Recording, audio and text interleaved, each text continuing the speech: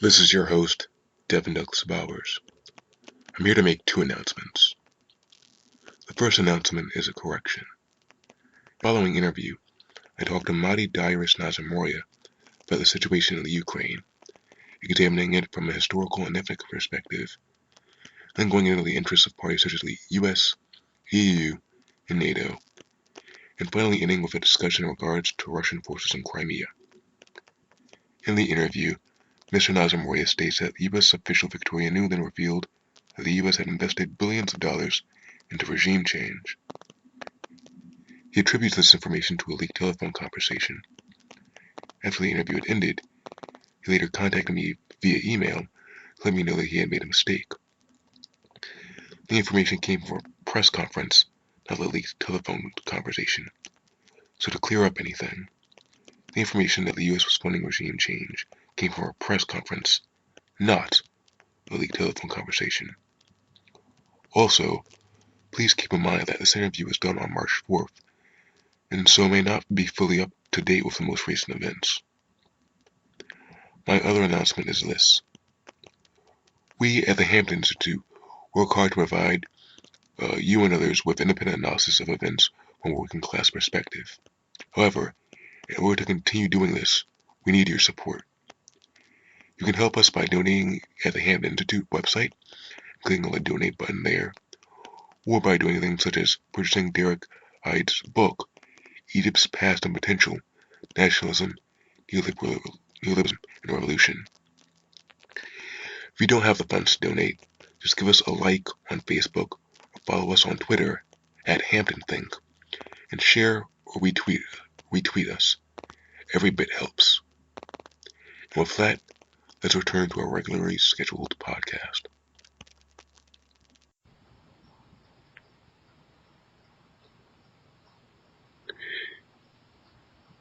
You are listening to A Different Lens, a bi-monthly podcast produced by the Hampton Institute. Today is March 4th, 2014, and today we have on the line Mahdi Darius Nazemroaya, who is a research associate at the Center for Research on Globalization, a columnist at Russia Today. He has written a book titled Globalization of NATO and contributed to multiple books. Today he's here to talk about the situation in the Ukraine. How are you doing today, Mahdi? I'm fine, thank you. Thank you for having me. More than happy to have you. So I want to ask, kind of follow this, these tensions in the Ukraine, all these protests and whatnot. Well, what started these protests in the first place? I think we have to look back at a decade, more than a decade. You have to look back to the dissolution of the Soviet Union to see where the seeds of these protests come from. Ukraine was part of a federal state that included Russia, included countries like Belarus, Kazakhstan. In the Caucasus, there was Armenia, Georgia, and the Republic of Azerbaijan. In the Baltic, there was Lithuania, Latvia, and Estonia. And alongside Kazakhstan, in Central Asia, there was Kyrgyzstan, Tajikistan, Uzbekistan, as well as Turkmenistan. And there was also Belarus in Eastern Europe, which is north of Ukraine, bordering Poland, sandwiched between Poland and the Russian Federation. Before this, the Soviet Union, as most people would know, was the Russian Empire. And Ukraine and Russia have essentially been one state for most of their histories. Actually, the history of Russia and Ukraine starts as one, as Kievan Rus. Russia starts in Kiev. It was Vikings who went there and they started that state. The Ukrainian, Russian, and Belarusian people were essentially one people. Their languages were one language. Ukrainians don't like the name that's been picked for that language. It was called Great Russian or Proto-Russian. Eventually, through time, you had Belarusian evolve, which means White Russian.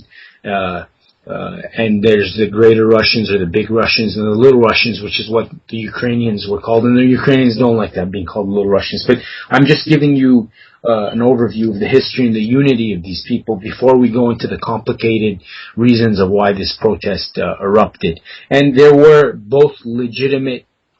There are many legitimate. I'm sorry. Let me rephrase that. There are many legitimate reasons why many people in Ukraine would be upset with the government, with the president, and with the cabinet, as well as politicians in general.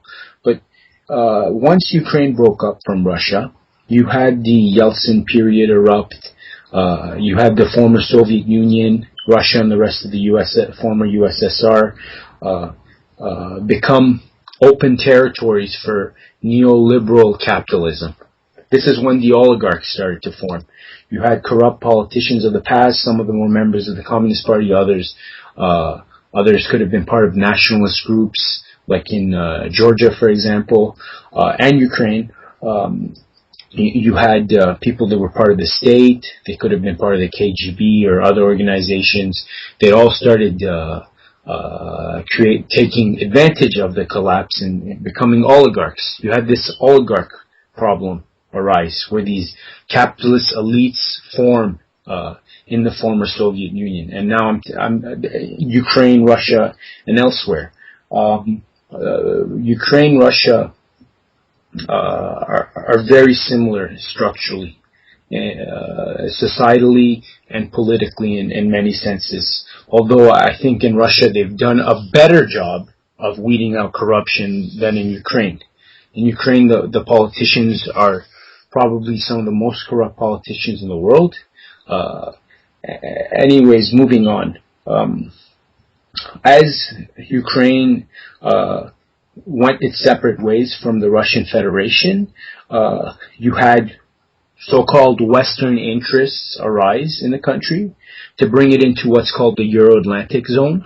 Now, the word Euro-Atlantic is a linguistic camouflage. It really means Euro-American. It means the United States and its Western European allies. It essentially means U.S. Sphere of influence, U.S. Area in Europe. That's what Euro-Atlantic is designed to camouflage. The Atlantic parts means the United States, North America.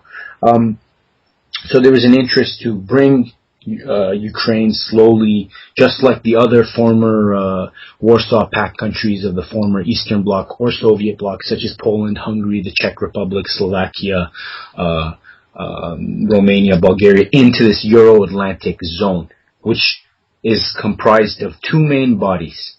One of them is the North Atlantic Treaty Organization, or NATO, as the acronym goes, and the other one is the European Union, or what became the European Union.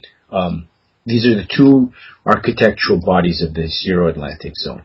And so there was a drive to bring Ukraine into this area, just like there was a drive to bring the former Socialist Republic of Yugoslavia into this area. And to do this, ethnic cleavages were played upon. You know, there was alliances made between different segments of elites. And in Ukraine, what essentially happened is the elites in Western Ukraine, predominantly Western Ukraine, but what we call Western Ukraine, because these elites, not only do many of them come from Western Ukraine, a lot of them, their backing is also in Western Ukraine, and it plays on societal cleavages, East-West cleavages in the state of Ukraine. But I'd like to point out that people like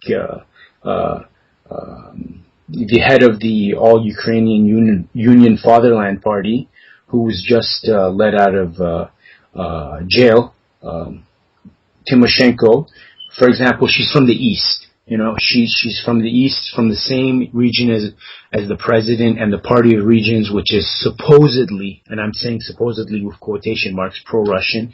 She comes from that area. She's half Ukrainian because her mother was Ukrainian and her dad was Latvian from the Baltic. Anyways, she comes from the East. So this East-West paradigm that we're talking about is just for explanational terms, because there's nothing that prevents any of these elites from being from the western part of the country or the eastern part of the country, or Ukrainian speaking or Russian speaking. And I'll explain what I mean, because I need to explain these things out and unpack them to understand the cleavages that these protests play upon. So there's a push to bring Ukraine into the Euro-Atlantic orbit. Some of the elites want to go the way of the so-called West, just like their counterparts in the Baltic states did, or in Poland. And they play upon the differences that have emerged in the Ukraine through a sociological and historical process. What we have is the majority of Eastern and Southern Ukrainians are Russophones. Okay, they speak Russian as their primary language or their mother language. That doesn't mean that they're necessarily Russian. And when I mean Russian, I have to emphasize that there's two types of Russians. There's Russian citizens, and there's ethnic Russians, Ruskis. They're not the same, and in the Russian language, there's two separate words for them. So when you speak Russian, you know if someone means a Russian citizen or an ethnic Russian, a Ruski. So in Ukraine, because it was part of Russia for such a long time, you have a lot of people who speak Russian, are Russophones, or who consider themselves to be Ruskis, because ethnicity perception is a huge part of ethnicity. It's got both so-called objective and it's got subjective elements to it. These elites played on this, and the West has played on this as well. So the East, you have many people that are still Russophones who consider themselves Russians, ethnic Russians, and the Crimea, which was a part of the Russian Empire and a part of Soviet Russia until 1954, and has always been tied to Russia and not really Ukraine. It's the Crimea. The Crimean Peninsula was transferred over to Ukraine in 1954. It wasn't a big deal in the Soviet Union because it was one country, right? It was a territorial transfer. The equivalent in the United States would be Michigan giving its northern part to Wisconsin. I mean, U.S. citizens won't really feel it. That's what happened in the Soviet Union. It wasn't a big deal when Khrushchev gave the Crimea to Ukraine, Soviet Ukraine. Anyways, so you still have a lot of Russophones there. But the west of the country, they speak mostly Ukrainian. And let me also point out that Ukrainian and Russian are very similar languages. Like I said at the beginning, they both used to be one language, which is called Proto-Russian. They eventually were dialects that went their separate ways. But still in Ukraine, when you go in the east, it's supposedly Russian-speaking. Sometimes you don't know if they're speaking Russian or Ukrainian. You're not sure whether it's a dialect of Russian or Ukrainian. Even when you go to Rostov-on-the-Don in the Russian Federation, you're not sure if some people are speaking Russian or Ukrainian, because the languages are so close. But that's where this nationalist discourse comes in, which has been used by the United States and its allies to break up countries and supported. You know, the United States has helped, I think, set up something in the order of over 400,000 NGOs in Eastern Europe. Many of them in Ukraine and Poland. These NGOs, a lot of them can be called reactionary, nationalistic, and nationalism. Maybe I can distort a quote from Marx. You know, Marx called religion the opium of the masses, but I'd like to distort that and say nationalism is also an opium of the masses. And in Ukraine, you can see that because this ethno-nationalism, which is based on the Ukrainian identity of being an ethnic Ukrainian and Ukrainian speaking, is being used it's being posed against Russia. It's being fueled by anti-Russian sentiments that are biased, prejudiced, and racist at their core. And it's leading to revisionist views of history. In fact, one of the reasons that the Russians, although they're a very capitalist society, are against revisionist views of the Soviet Union being an ally of Nazi Germany, Hitler's Nazi Germany, is because they think that these views are trying to break the fabrics that unite Russian society and Russia with all its former Soviet sister republics like Ukraine and Belarus. So the Russians are very sensitive about this.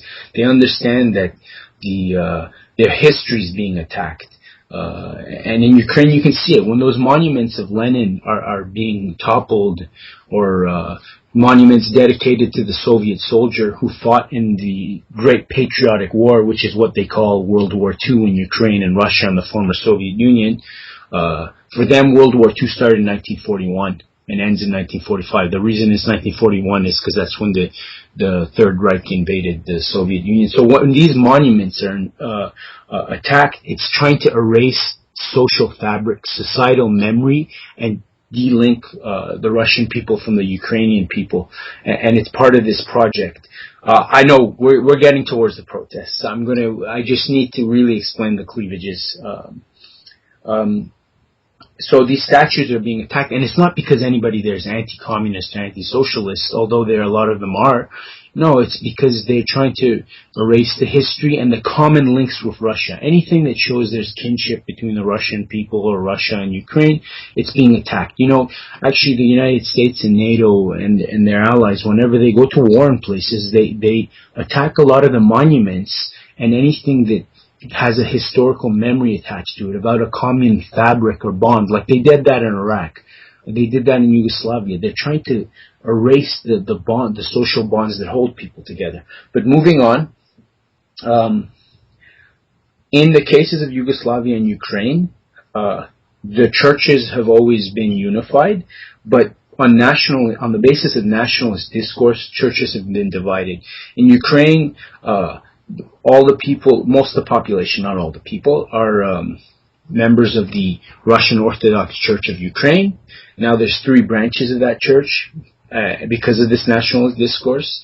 The main branch, or at least 50% of them, still look to Moscow as the center of their church. So they're the exact same church as the church in neighboring Russia. They're part of the Russian Orthodox Church, except the administrations in Ukraine. But there's a breakaway portion, which is not recognized by any of the other Orthodox patriarchs or churches in the world, and that's the Russian Orthodox Church of Ukraine with a patriarch in Kiev. And this has been supported by nationalist discourse and tacitly by the West. They did this in Yugoslavia too. For example, in countries like Montenegro, which are part of the Serbian Orthodox Church, well, the politicians helped set up a Montenegrin Orthodox Church. This is just dividing fabrics, going on. There's been support for ultra-nationalists and anyone who has anti-Russian views and wants to integrate with the European Union and the United States in the Euro-Atlantic zone. So the campaigns to support these people started well over a decade ago. You see there's the Orange Revolution, which brought Yushchenko into power, Viktor Yushchenko, and through the Orange Revolution, as well as the leader of the All-Ukrainian Union, Fatherland Party. And they were supported. This color revolution was supported and funded. But once these people took power, they started turning against each other. I'd like to emphasize, most of the politicians on the government side and the opposition side are corrupt. Equally corrupt. The ones on the east, in the so-called eastern side of the country, or the government politicians, they're painted as being pro-Russian. Now that's totally wrong. They're not pro-Russian. If you look at the history of the country, the current president, Yanukovych, when he was prime minister, was actually working for NATO integration. The Party of Regions, which is his party, and it's been the largest party in Ukraine until recently. When I mean recently, I mean the last few days, because it's been splintered. Held about 40% of the Ukrainian Rada, or parliament seats. This party has said that it's not against NATO. It hasn't taken a real position. Lately, it only said that we want a neutral position, but it flirts with NATO and Russia, as well as Russia's military alliance called the Collective Security Treaty Organization, which is a Russian counterpart to NATO, much smaller one, which is based in Eastern Europe, Central Asia, and the Far East or East Asia, because that's where Russia spreads. It's flirted with both sides, but this party has not been pro-Russian at all. In fact, the president, Yanukovych, he wanted to, and his party, as well as the other oligarchs, originally supported the European association agreement. They wanted to sign it. It's when they saw the fine print that they backed out, and Russia's being blamed for this. I mean, there was pressure from the Russians, but it was no less than the pressure from the United States, the EU. I mean, it's hypocritical to point the finger at Moscow and Vladimir Putin over this. So there's these orangists, and I refer to the new leaders in charge of Kiev that are behind what is essentially a coup as neo-orangists. Because a lot of them were part of the orangist faction, and there's new people now, new players, or as some people in Ukraine like to say, to camouflage the mistakes of the political mistakes of the past by the orangists. They try to say this is new blood, disassociate themselves from the orangists, but that's not true, because the biggest party now in the coalition is Tymoshenko's party, Yulia Tymoshenko's party, the All-Ukrainian Union Fatherland Party, and it includes other parties as well. But so it's not true to say there's new blood and they're not involved. And she wants to run for prime minister again as well. She was prime minister. So the protests, once again, they use ethnic cleavages, ethno-linguistic cleavages, even though the distinctions between Russian identity and language are blurred with that of Ukrainian. But, in Ukraine, everything's blamed on Russia now. Even the gas problems they had, which occurred under the orangists, but not exclusively under them. Even these problems, the United States pushed when, there was a gas problem between Russia and Ukraine, and gas wasn't going to Western Europe anymore because the Russians shut down the gas. It's because the U.S. instigated this, and the Ukrainians, on top of that, the Ukrainian government was actually siphoning off gas that was meant to go to Western Europe. That's a fact that a lot of people don't know, and they just point the finger at the Russians for being villains, and this is meant to demonize them. I should mention that the Ukrainian government, or the state of Ukraine, has an agreement, a body it shares with NATO. It's called the NATO Ukrainian Commission.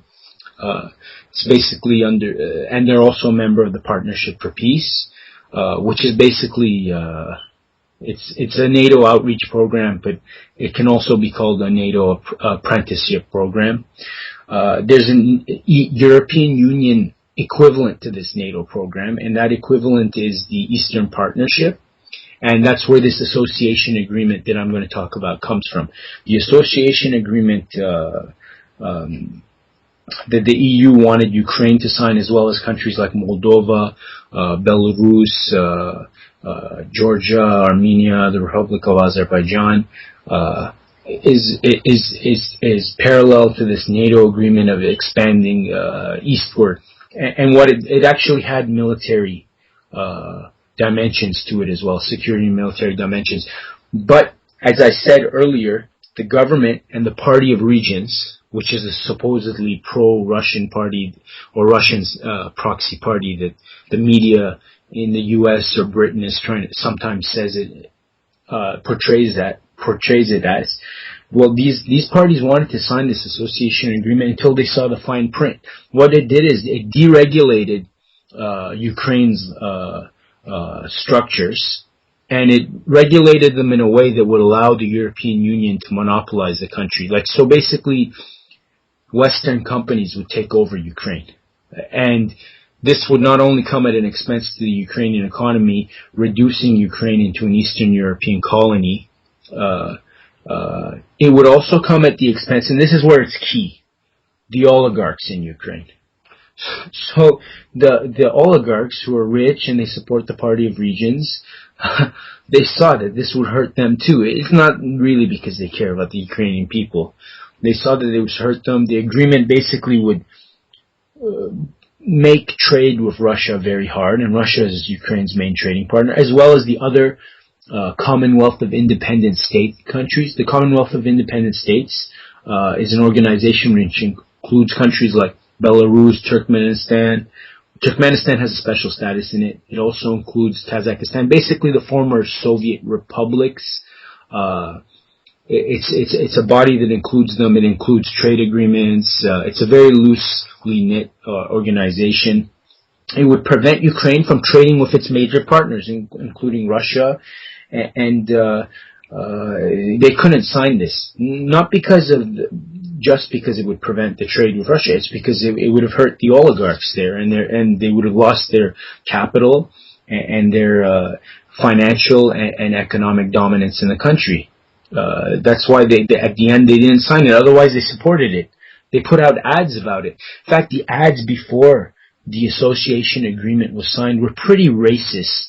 They were painting Europe as this culturally superior place, as this superior civilization, while Russia and the former Soviet republics were this backwards, dark place. So it was very, very, very racist, the ads that were being passed. It was a civilizational choice. Make a civilized choice to become a part of Europe. I'd like to point out that Europe and the European Union are not the same thing. This is a very false narrative. The Europe is much broader and diverse than the European Union. So even equating Europe in the European Union is not correct, because you have places like Serbia, Russia, Ukraine, Belarus. They're not a part of Europe, the European Union, but they are a part of Europe. So it's very false, this narrative that the European Union is Europe, and the European Union supports this because it doesn't want any alternatives in Europe to itself. It doesn't want any organization that can challenge the monopoly that the European Union wants, the political, social, and economic monopoly that it wants in that continent, which isn't a real continent, by the way. It's a political continent, because the real continent is one with Asia. Neither Asia or Europe are real continents. They're one. They're Eurasia. Anyways, so there was tensions over this, and there was a part of the Ukrainian population that wanted to sign an agreement for Eurasian integration with Russia, Belarus, and Kazakhstan, its sister republics. So these tensions eventually led to these protests. So these protests did not start because of the deficit of democracy in Ukraine or anything like that. They started because the Ukrainian government, which is primarily the core of is made of the Party of Regions, did not sign the European Union's association agreement. Okay? Of course, there was disgruntled people. There's the orangist factions that are against the government. There's the political opponents of Yanukovych and the Party of Regions. All these people came into the picture. So they used the situation to start a protest, and this is where we see the foreign interference and intervention. They were supported by the United States and the European Union's major powers. You had Germany, France, Poland, Britain supporting them. and you had the United States. We had politicians entering the country. The Ukrainian government eventually wouldn't allow foreigners into the country because they were coming there, instigating and promoting the protesters and fueling the fire. And let me tell you, we should make a distinction between protesters and outright rioters who were looking for riots. And there was within the protesters a segment of the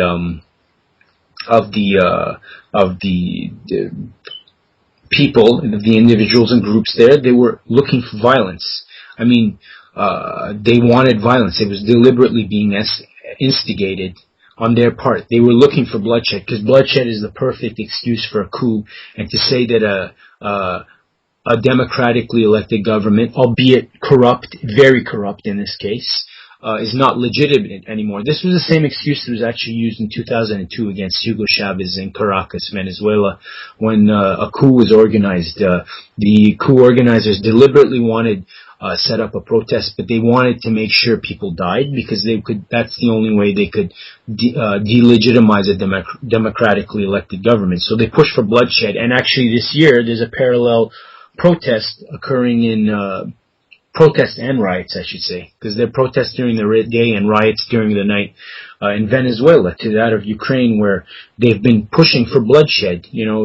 So you have a strategy here where on the one hand, there's a portion of the mainstream opposition. I like to say mainstream opposition because there's different types of opposition, and usually amongst the minorities opposed to the government, there are really good factions, but there's also really bad proxy factions. But amongst the mainstream opposition leadership, there was a tactic to negotiate on one hand, while on the other hand, another portion of the opposition was pushing for regime change and a coup through the streets. And that's the case in Venezuela, and that's the case in Ukraine.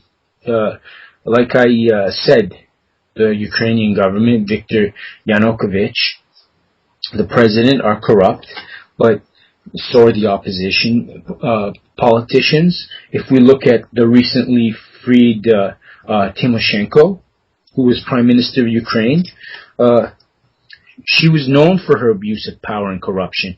In fact, her own allies said that. The president of Ukraine, who was an orangist and pro-NATO, pro-EU, pro-US, said all that too.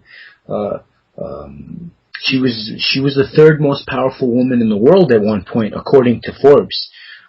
She was an industrial mogul in terms of gas. She ran the United Energy Systems of Ukraine company, I think it was called, and she was basically buying gas from the Russians, and she had a monopoly in Ukraine, selling it as the middleman, and she was ruthless, actually, very ruthless businesswoman. And there was a lot of bribery involved, and when she had her falling out with the president, Viktor Yushchenko. Viktor Yushchenko is the orangist president who's pro-NATO. He's the one who publicly said that she actually used her position as prime minister to erase her debt of 8 million Ukrainian hryvnias, So this is a really corrupt person that's supposedly a leader of democracy, and these people who actually, when they took power after the Orange Revolution, ended up turning on each other, and that's how the Party of Regions came back into power in 2006. Because they didn't trust each other, they betrayed each other, they backstabbed each other, they even killed each other's party members secretly. Politicians were even on the opposition side killing one another. That's how the Party of Regions came into power after not Our Ukraine, the Socialist Party, actually. Our Ukraine belongs to the last president. The Socialist Party of Ukraine joined the Party of Regions and the Communist Party in a coalition, and that's how this president's story of coming back into power as a politician comes into play. Anyways, the protests were not instigated by a deficit in democracy, which does exist in Ukraine. It wasn't because the president is a strong man. It wasn't because he was more corrupt than anybody else. It was simply because on the upper side of the protest. When I mean the upper side, I mean the organized, the upper echelons and their supporters. It was because they didn't sign this agreement with the European Union. That's why you had Catherine Ashton, German officials, the U.S. Undersecretary of State for Europe and Eurasia, Victoria Nuland. You had John, and I like to say this a lot, John Regime Change McCain. All of these people went to Ukraine. They went to Independence Square, which is it's been renamed Euromaidan. Maidan is it's a word that means square. It's not just in the Ukrainian language. It's in a lot of languages. They went there to Independence Square and they promoted the ousting of the government, which is unacceptable. If you had a politician from Ukraine, Russia, or China come into the U.S. pushing Occupy Wall Street to overthrow the government, I mean, they wouldn't even be allowed into the United States. But yet this was happening in Ukraine. You can see militias were being formed on the opposition side, and now we can see counter militias being formed on those who are against the opposition members who are in power. So in places like Crimea, in eastern Ukraine, the places that are mostly Russophone, you see counter militias. I also want to point out that although I've talked about lines in the country, these cleavages on the basis of language and supposed ethnicity, many Ukrainians aren't sure whether they're Russian or Ukrainian. I mean, there's been this process that sociologists call ethnicization going on, where people are forced to pick some identity for themselves in Ukraine, and a lot of Ukrainians are starting to say, I'm ethnically Ukrainian, but the lines have always been blurred. Most people weren't sure whether they were Ruski or ethnic Ukrainian. And the picture's complicated by the minorities in the country. You have a substantially large Muslim minority. You have a Jewish minority. You have Protestants, and you have Protestant Christians, and you have two types of Catholic Christians. You have the Unites, which are called also Greek Catholics. These are basically members of the Orthodox Church who politically were pushed to realign themselves and recognize the Pope in Rome as the head of the Christian community. So they've kept their Orthodox eulogy, their Orthodox literature and ways, not eulogy. They've kept these things, but they politically just recognize the Pope as their head of the church, and they're in communion with the Catholic Church. They're part of the broader Catholic Church. So you have Roman Catholics and you have the Greek Catholics. That complicates the picture. A lot of people in Ukraine, they look at the Catholics with some suspicion as Polish agents. It's becoming increasingly more as bigoted and reactionary views are becoming stronger. The third largest, it's actually the fourth largest opposition party, which is now in power. If you consider this government legitimate, it'll be the third largest party in the government, but overall it's the fourth largest party. The fourth largest party in the parliament. It has attacked them before, the Catholics, in the past. It has neo-Nazi tendencies also. And this is where we go to that word, the neo-Nazis. So we talked about there's a history between the Russians and the Ukrainians that goes back very far. Well, during the Tsarist era, there was a push for Russification. And it was very easy, of course, amongst the Ukrainians. I mean, they're very close to being Russians. There was a push by the Tsarist regimes to force them to speak Russian. You know, they didn't want them to speak Ukrainian. And it was a matter of security, right, to Russify them.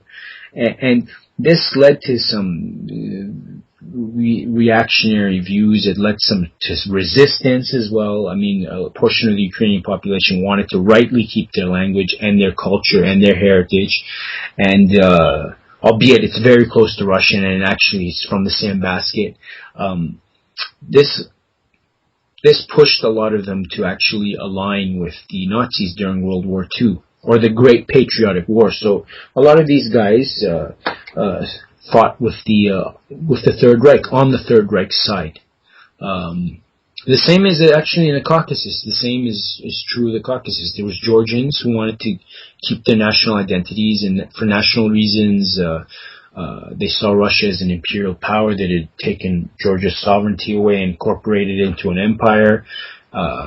They also fought on the side of the Third Reich. I mean, so you had Nazi collaborators who weren't necessarily sharing the views of the Nazis, although I have to say anti-Semitic views, which more properly should be called anti-Jewish views, because Semitic doesn't just mean Hebrew peoples who are essentially equated with Jewry.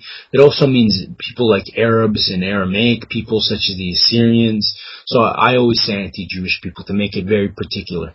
I mean anti-Jewish views instead of anti-Semitic. Anyways, there's anti-Jewish views in Ukraine have been widespread, and they still exist today on the pro-government and the opposition sides. I mean, so a lot of them did have these views as well, and now these groups have under nationalist discourse in Ukraine, they've begun to it's very good breeding grounds for them, right? And poverty and corruption also lead to angst in the population and frustration, and their numbers have grown. That's why the third largest member of the opposition has leanings towards Nazi views and can be called neo-Nazi, although, I mean, there's more to it than just that. There's also the right sector, and an important dimension of this is, like I said earlier, and I've been referring to a lot of stuff that I've said earlier, so I hope I'm not confusing people. I did say that there was a long-standing project to bring Ukraine into the orbit of the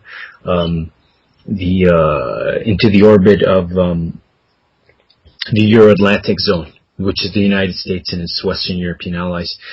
Well, some of these groups do look like they resemble paramilitary, the militias on the opposition side, paramilitary formations, and some of them have fought in places like Chechnya against the Russian military, and they could very well be what has been called stay-behinds. Stay-behinds were a military formation that was created by the U.S., Britain, and NATO during the Cold War, where there was basically secret armies in Europe in case there was a Soviet invasion or a communist or socialist change in the government, either through revolution or regime change. Or so they were there to basically fight secret, like a covert military force. And a lot of these guys could actually be there's a possibility some of these militias could be stay-behinds in the opposition side. They could have been trained. We know that from Victoria Nuland's wiretapped, leaked talk with the American ambassador to Kiev, that the U.S. has spent billions of dollars on bringing the opposition to power. And we also know that the United States was forming a government secretly after a peace agreement was basically brokered. So it wasn't waiting for the Ukrainian people to form the government. It was already deciding on who to bring into government and power. I'll apologize briefly because I'm jumping and bringing a lot to the table, but I need this to weave this basket that's the whole picture. And now I should address what is the current situation with Russian troops in the Crimea. Well, the Russians are looking out for their interests and their security. A lot of Russians do see this as some sort of existential threat to them. And I would personally never justify military intervention on the view of, on perceptions of existential threats, because Israel does that. Or it claims to be doing that. It uses that. But once again, it's not really a but as in an excuse, but the Russians do have legitimate fears about NATO and the United States and encirclement, and they've gone into Crimea because of those security reasons. Of course, it's been painted with the language of protecting our citizens, or protecting Russian citizens, or Russian speakers. That's been painted, but the legal justifications for it is the government of Ukraine has asked for this. It's been asked by the president of Ukraine. There was a letter that was presented to the United Nations Security Council, and in the Crimea, which is an autonomous republic of Ukraine, they have their own parliament, or Rada in Ukrainian, or Duma in Russian, and that parliament and the prime minister of the Crimea have asked for Russian troops to come to protect them. That's all. Not to even overthrow the new government, which is a coup government. They've asked them to come protect them. They don't recognize the government in Kiev, and they don't want to fight, but they do want buffers between them and the new government and its forces. And the Russian troops, which haven't arrived yet, are going to be sent to do this. I should also mention that in Kiev, the new government is a coup government. And the reasons are this. Number one, there was an agreement that was brokered basically by the European Union, by the foreign diplomatic representatives of Poland, the Federal Republic of Germany, and the French Republic, or France. Russia was also present, but this was basically the work of the EU, or this is what I want to blame the EU for. They helped broker this agreement to give some sort of justification and political cover, as well as an attempt for legal cover to the coup. It doesn't say anything about the government, the president stepping down, or that an opposition government should be formed. It just talks about a national unity government, which is what the president wanted. But after this agreement was signed, opposition still was supposed to stop the protests. It didn't hold its end of the bargain, and instead it overthrew the government by force. And they started doing witch hunts. They started bringing politicians to the center of the Independence Square, forcing them to take oaths of allegiance. The militias took over government buildings by force in the west of the region and in Kiev. There's armed gangs now roaming and enforcing their law. Anyways, the leaders of the coup basically used the agreement to give them political cover for forming a new government run by them. In the Rada, or the Ukrainian parliament, they started passing unconstitutional legislation because the full constitutional decorum was not, I have to explain something. The full constitutional decorum for certain things was not present, but a decorum for passing certain emergency laws was present. It was by by a few members of parliament or deputies that they had these numbers, but they didn't have the numbers for things like impeachment. I mean, there can also be constitutional clause for saying that the Rada is not functioning anymore. That's why in the east and south of Ukraine, they don't recognize the Rada anymore. On top of that, the Party of Regions, like I said, it's made by corrupt individuals, and some of these corrupt individuals want to hold on to their privileges, their status. They want to salvage the situation. So you had a fracture in the Party of Regions. So the Party of Regions went from being the largest party in the Rada until recently, into becoming a divided party. You had 33 members of parliament or deputies formed something called the Economic Development Bloc. And these deputies, and some became independents, I believe. They left the Party of Regions, which was 40% of the Rada, basically the largest party. All the opposition parties put together, all three of them, they only had one more seat in the Rada. So you had this happen, and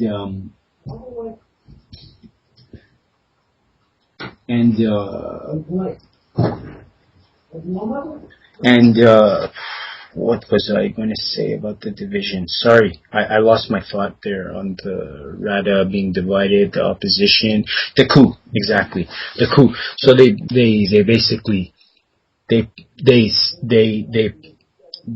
imposed a new speaker in the parliament, a new chairman or a new president, and for the Rada. And under the Ukrainian constitution, that when the president has been ousted, there's no president not ousted. The speaker becomes the president of the country, the acting president. And if the president's not there, the speaker also signs the bills into law. They started passing all these types of laws when there wasn't enough members of parliament there. If their members of parliament were there, they could have stopped these partisan bills. They were being passed in Ukraine, in Kiev, but they weren't there. So they took advantage of this, and they basically set up a new president, acting president, before the old one was impeached. Okay, if you want to get rid of the old president, it was easy. You could have assembled parliament, and you could have had him impeached, but they didn't. They didn't follow the constitution. That's why I say it's unconstitutional. They put their own president into place. They set up their own cabinet. All their moves were basically illegal. And they later did impeach him because they used the splinter group from the Party of Regions. But they already, procedurally, everything was incorrect on their part. So it's a coup, and the people in the Crimea and other parts of Ukraine do not recognize the government. They say any bills the Rada passes are null and void and illegitimate, and they've asked the Russians to come. And the other thing is that before the Russians even went there, you have the media in North America and Britain, France, and Germany, to a lesser degree Germany, but you have the media talking like there's been a Russian invasion and the intervention's already taken place from Russian troops, which is not correct. I mean, there were already Russian troops in Ukraine, but they were stationed at bases where there's bilateral agreements between Ukraine and Russia, and they haven't been outside their bases until recently. And the reason that the Russians want to protect Crimea is their own interests. Their biggest, most important naval base is there. The Black Sea Fleet is located in the Crimea. In fact, after the Soviet Union broke up, Russia claimed where the port where the Black Sea Fleet was as its own. They had to make an agreement with Ukraine where it was divided amongst them, and that Russia could keep troops there. It's sailors and troops there. So it kept the base, and it wants to protect this base. In addition to that, I mean, it also doesn't want to see this government that it views as illegitimate taking over. It wants the legal, legitimate government to be in place. The Russians supported a national unity government. I mean, you can't say that the votes of the Ukrainian people for the Party of Regions are null and void. You know, you can't dismiss about half the population's views. I mean, or their choices, or what they voted for. I know there's a lot of games and hiding behind democracy. There's no exception everywhere in the world by states. But I mean, this also is not a correct way. I mean, it's not a revolution. You have people who used violence to take over. You had people's hearts and minds being played with. Of course, what happened in Kiev, the loss of life is regrettable. But it was instigated. It was really instigated. On the basis that Ukraine didn't sign a European Union Association Agreement, and on the basis of long-standing simmering tensions that have been played on by corrupt politicians and by geopolitical players, and the Ukrainian people have suffered. Now there's an attempt to portray And I guess maybe I've helped that attempt by giving an explanation about the cleavages to portray that, okay, this is an issue of Eastern Ukraine versus Western Ukraine, the primarily Russophone population versus the Ukrainian-speaking population. But it's actually not like that. There's a lot of Ukrainian speakers who actually are against these the people behind the coup. They're also against Western integration, Euro-Atlantic integration, and there's a lot of Russian speakers that are for it as well. I mean, the lines are not this clear-cut thing where the Russian speakers are automatically against it or the Ukrainian speakers are automatic for it. They're all Ukrainians. And, of course, there is a drive to make them, divide them. There is a drive to divide them amongst Ukrainian speakers and Russian speakers. But it's something that's really being manipulated and forced. It's not a societal, it's not organic if you ask me. It's being pushed just like in Yugoslavia, where the Serbs, the Bosniaks, and the Croats were one group. Their dialects were different, and basically the Croats used the Latin alphabet and were Catholics, while the Bosniaks were Muslims and the Serbs were Orthodox Christians. I mean, but they were one people. And the same thing in Ukraine. There's a drive to basically say, well, this is natural. These cleavages were there and it's because of these cleavages. No. Actually, they're trying to say that, but it's really been political. It's been a political push to divide the country, to foment chaos in there. And like I probably said earlier, many Ukrainians didn't know whether they're Russian or ethnically Ruski or ethnically Ukrainian. And in fact, there's a large Ukrainian minority who consider themselves ethnically Ukrainian, who speak Russian as their first language, or Russian is their stronger language. And there's a minority amongst the ethnic Russians who speak Ukrainian as their first language, and most of the country is bilingual anyway. And all the Russian speakers are not, all the Russophones are not ethnically Russians. I mean, a lot of them are Tatars, or as I call them, Tartars with an R. So that's the general picture. And what I would say is that what we're seeing is basically rivalry between capitalist blocs. I mean, I don't think Russia or China or countries like Iran provide any alternative to the economic world order, or much of an alternative. They're capitalist countries. They don't have their own societal project outside of capitalism, much of a societal project, albeit there is a different variance of capitalism.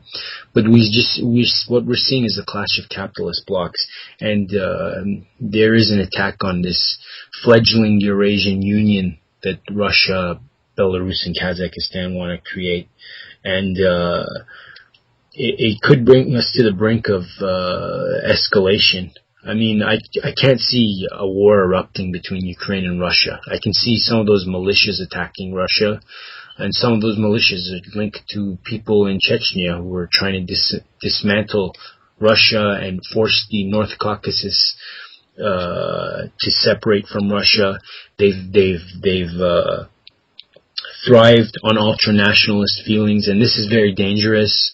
The Crimea, which is the traditional and historic home of the Ukrainian Muslim population, a lot of the Muslims don't want to see Crimea become part of Ukraine because they're afraid. For one reason is they're afraid of the ethno-nationalist views arising amongst Russians. You know, they're afraid of that too, which could target them because, you know, the consensus on what is Russian is very, just like Ukrainian is very, it's in formation.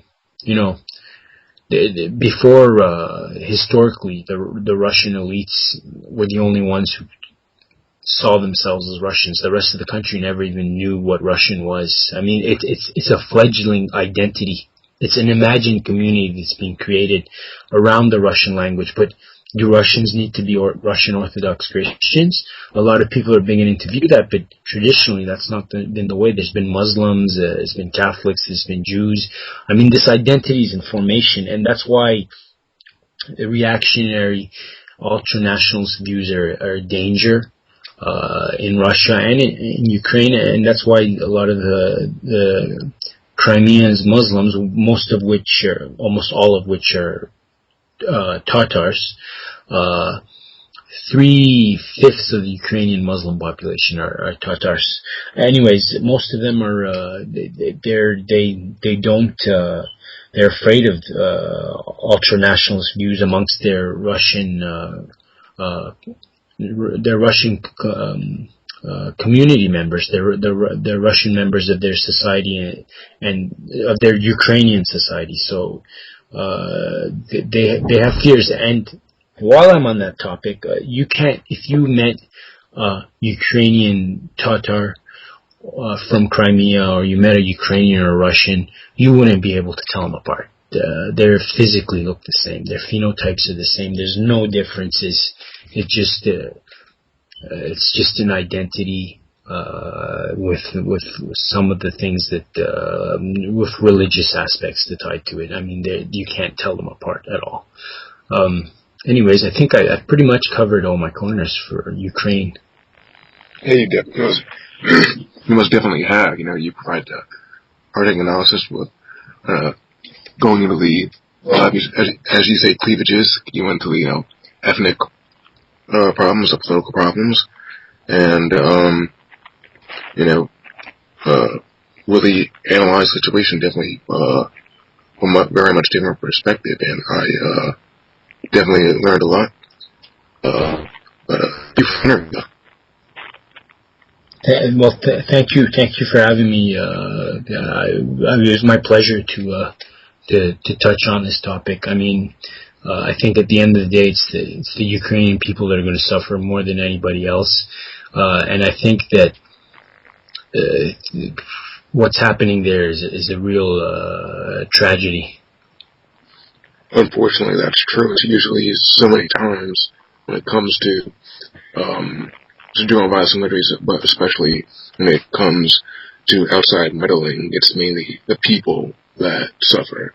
The innocent people, not the ones who are actually engaging in kind of stirring up the problems. Yeah, I mean, a lot of those people that support the protests or the opposition, they have, like I said, they don't like the corruption on the government side or the president, but they're being used. They're being manipulated.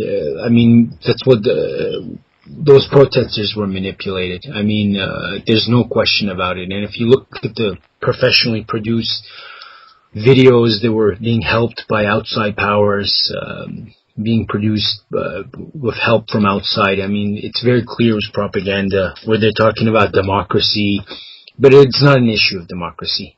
Ukraine will be no more of a democratic place than it was before the coup. It's probably going to be a much, much less democratic place and a much, much less secure place because of this coup. I mean, when you start having militias taking the law into their own hands, and I'm not saying the laws are fair necessarily, but when they're going around gathering people or holding